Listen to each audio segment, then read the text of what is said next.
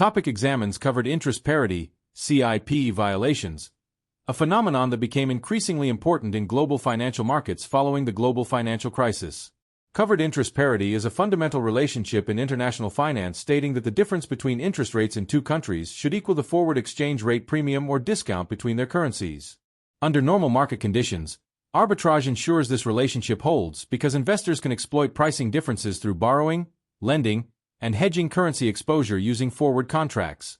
The topic emphasizes that CIP historically represented one of the most reliable no-arbitrage conditions in finance, reflecting efficient integration of global money and foreign exchange markets.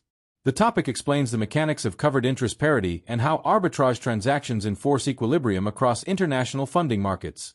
Investors seeking higher returns can borrow funds in a low-interest rate currency, convert the proceeds into another currency, invest at a higher interest rate, and simultaneously hedge exchange rate risk using forward contracts. If covered interest parity holds, the hedged return should equal the domestic borrowing cost, eliminating arbitrage profits. However, when deviations occur, opportunities theoretically arise for risk-free profit.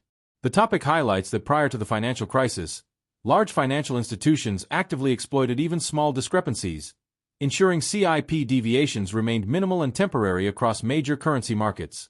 A major focus of the topic is the emergence of persistent CIP violations after the global financial crisis. During periods of market stress, balance sheet constraints, funding shortages, regulatory changes, and counterparty concerns limited the ability of banks and financial institutions to conduct arbitrage activities effectively. As a result, deviations from covered interest parity became larger and more persistent than historical experience suggested possible. U.S. dollar funding shortages played a particularly important role because many global institutions depended heavily on dollar-denominated borrowing.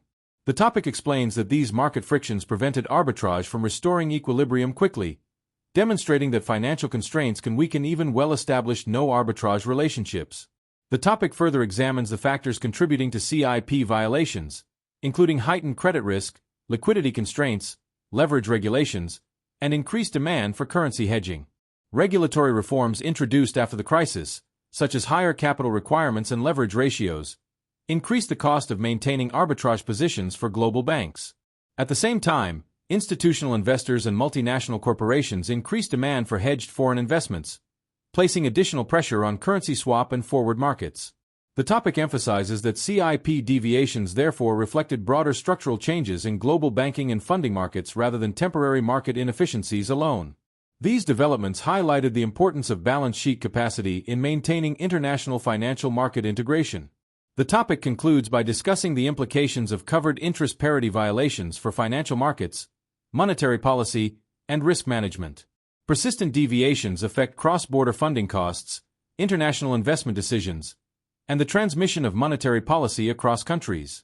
Institutions engaged in global financing activities must carefully monitor currency funding conditions, hedging costs, and liquidity risks because CIP deviations can significantly influence profitability and funding stability. The topic highlights that covered interest parity violations reveal underlying stresses and segmentation within international financial systems. Understanding these dynamics is therefore essential for regulators, central banks, and financial institutions seeking to maintain stable and efficient global funding markets in increasingly interconnected economic environments.